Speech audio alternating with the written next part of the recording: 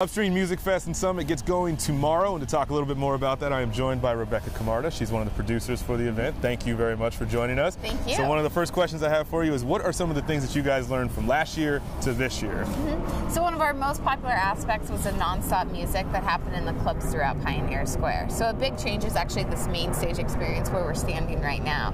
So we brought 2 stages in this year. You'll see right behind us, and there'll be non-stop music, short 15-minute breaks in between, so you can stand here for a few hours and never be without tunes.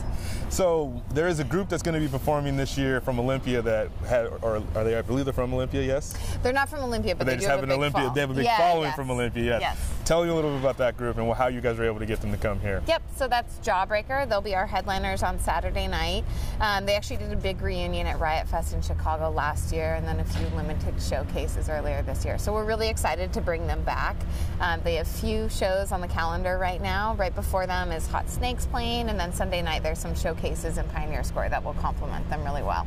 What was the response that you got from both the artists and people in attendance from last year? It was good, and actually one of the things that we really encourage are for the artists to not just play, but to hang around the full weekend.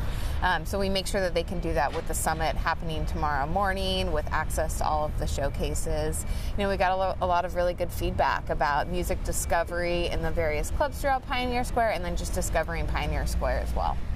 And is the event sold out? Or tickets still available? Where can someone go to get tickets? Tickets are available here at CenturyLink box office. We have a box office on First and Washington in Pioneer Square, and then of course UpstreamMusicFest.com.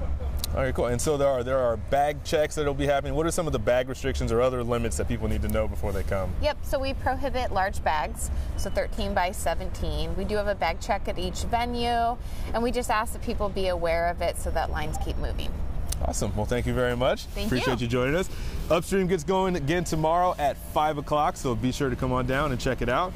Tony Black, King 5 News.